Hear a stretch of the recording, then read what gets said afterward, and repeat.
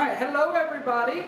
We're back for another chemistry experiment. So you remember last time we distilled the sulfuric acid, which we got a yield of about 250 milliliters. And if you can see, it's a very clear distillate. So we're talking about, I don't know, online sources say about 98%. So that's definitely more pure than what we need, but we're good. So we're going to get started. Today we're going to be synthesizing ether. And essentially I'm going to synthesize the solvent for the acid-base extraction of the common alkaloids, which we will get to that soon once I get the plant material in. But we got a lot ahead of us, so let's go ahead and get started. Alright, so essentially what I'm doing is I'm setting up an ice bath, because what we got to do, we got to add ethanol, which we're doing an SN2 dehydration synthesis. So what's really interesting about this reaction is the fact that you're forming a symmetrical ether via SN2. Usually what happens is called an elimination reaction when you add acid to an alcohol and you apply heat. But if you just decrease the reaction temperature by 10 to 20 degrees Celsius, you get this SN2 synthesis instead. I just found that really interesting, so I wanted to point this out in the video, but this is the mechanism shown here. Ethanol, especially 200 proof ethanol, is very flammable, and also if it gets too hot, it's more of an elimination reaction. It favors that reaction instead, which is going to create ethylene gas, and we definitely don't want that. So I'm going to essentially set up an ice bath, put it in a magnetic stir, and start adding the reagents, and we'll get started.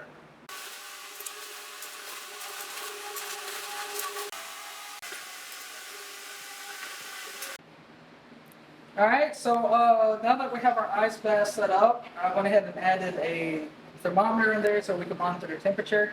So I'm going to show y'all a little trick. Y'all ever made ice cream with your grandma? Well, if you add salt to the ice, it actually lowers the freezing point. And essentially it's going to take a lot of that heat out in the endothermic process, I believe. And it's going to get it really nice and cold. So this is how we're going to really keep the temperature low. And I'm going to go ahead and add our ethanol. We're going to start with 160 mils. You want to add about 25% of your final volume. And then I'm going to add the sulfuric acid dropwise, which you'll see in a moment, so we can really monitor the temperature well. And I also got to add a stir bar. I'm going to go ahead of myself. And yeah, we're ready to get started.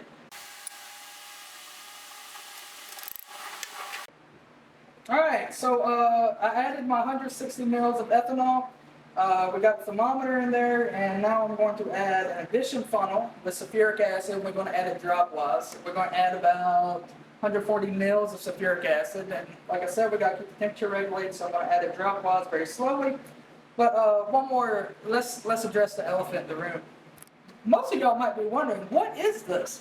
Well, this is an improvised magnetic stir bar mixer that I made from parts out of the junkyard because I'm a broke boy, and when you're broke you kind of have to improvise, especially when you can't afford one. So I basically took a ceiling fan motor and put some I guess a pulley that I pulled out of a washing machine and connected it to the motor and put some magnets on there, and we got us a stir bar mixer. So it works pretty well, it's pretty effective.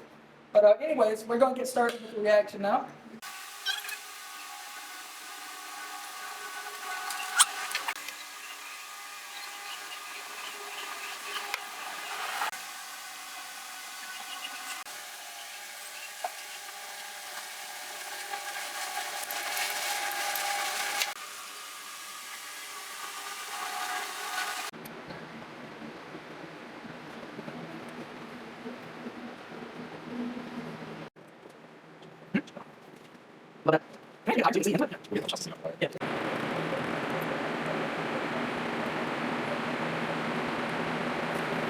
Alright, y'all, so after about, I don't know, an hour and a half, what do you say? Something like that. We finally added our 140 mils of sulfuric acid dropwise. We kept it below 10 degrees Celsius the entire time. Ideally, you want it at 5, but you know, it was going to take way too long, so we cranked it up a little bit. But now that we've added all the sulfuric acid, I'm going to set this flask up for the fractional distillation. which is the big reaction throughout all this. And yeah, essentially, once I set it up, we're going to start distilling some ethyl ether. So here we go, diethyl ether, excuse me. But yeah.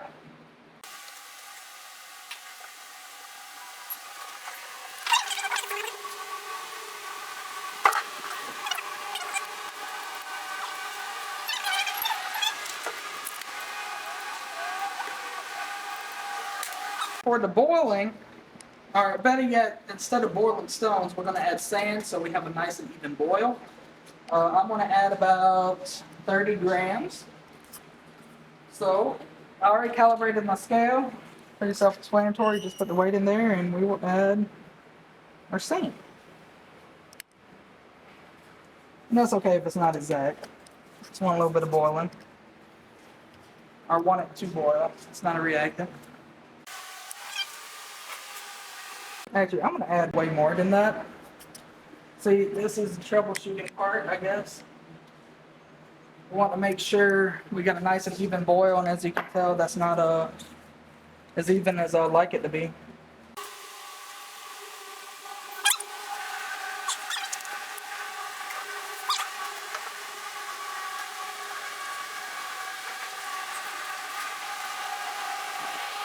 Alright, we got our sand added.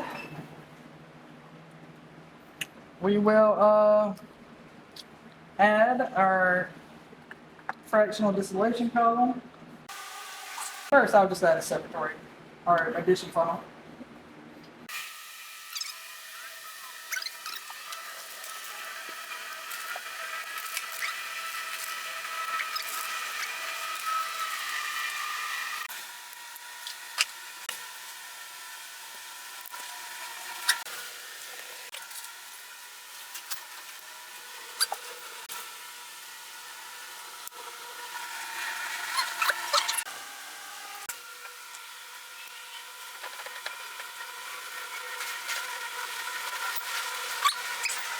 Now we got the whole distillation apparatus set up. I'm going to go ahead and add 460 more mils of ethanol to this addition funnel. And essentially, once the reaction gets going, we're going to start adding the ethanol or the reagent drop-wise to the rate of distillation so it doesn't get too hot. This is a fractional distillation column, by the way. Essentially, each of these points are called theoretical plates. And what's going to happen is it's going to condense at that point and maybe reflux a little bit. Which basically purifies the product even more. So by the time the ether gets over here, it should be pretty pure without any ethanol or sulfuric acid, but we're still going to clean it up afterwards. But anyways, on to it.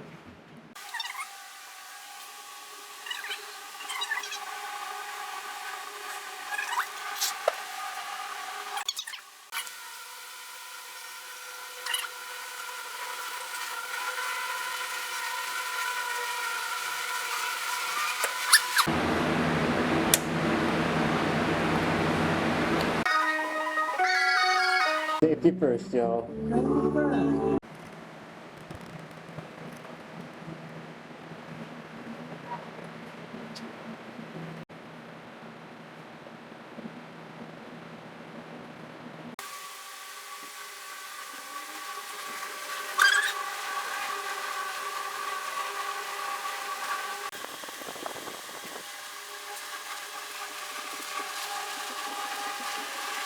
Alright everybody, welcome back.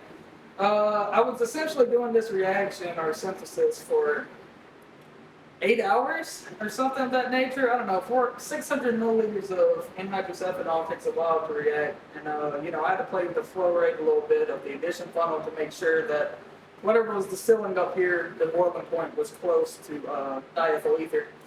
But you know, that took forever. And you know, it was probably 12:30 at night, or I guess in the morning. And you know, I'd work the next day, so I had to basically shut down the reaction early. I probably stopped when the addition funnel was around 75 mils of ethanol, which it was kind of tilted, so I couldn't get the exact meniscus. But anyways, when I'm calculating a final percent recovery, I will remove the I'll move that 75 mils from the addition or the math. Sorry, I'm a little tired, y'all. My brain's a little slow right now. But anyways, yeah, I'm gonna remove that 75 mils or that volume from our percent yield. And this is what we got here, which it looks like it's a little over 400 mils, maybe 450-ish. And what I've got to do now is I've got to clean this up, and then I'm going to clean this ether up, because there's probably some ethanol in there, and there's also some residual sulfuric acid in there.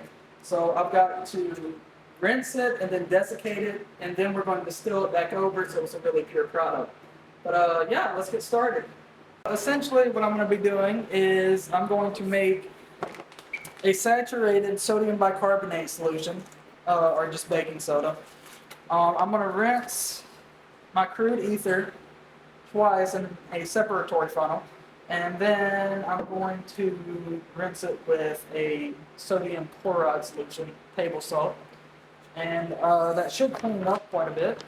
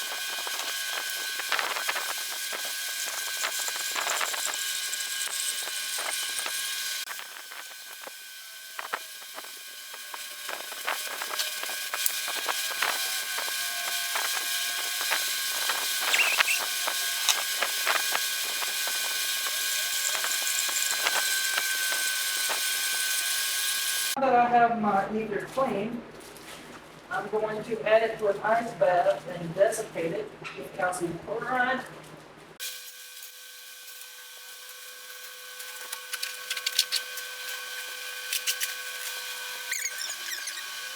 Now I'm going to add a little bit of calcium chloride and anhydrous to desiccate ether.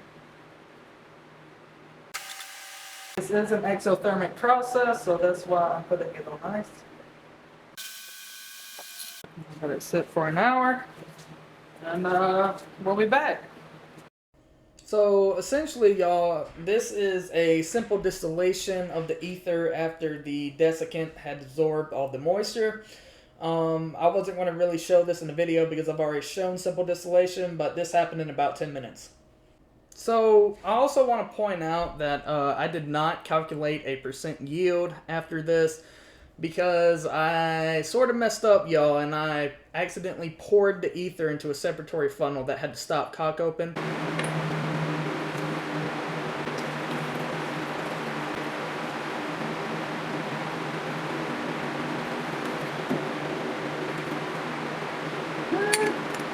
This is why you always check your stopcock before you pour in solvents, but you know, apparently I screwed that one up. And so we got approximately 200 milliliters after everything was said and done. And that should be enough for the next video, which is going to be the extraction of the alkaloids. So we're just going to call it a done deal. But I hope y'all enjoyed. And I hope to see you in the next video, which should be coming up pretty shortly, y'all. But y'all have a good one.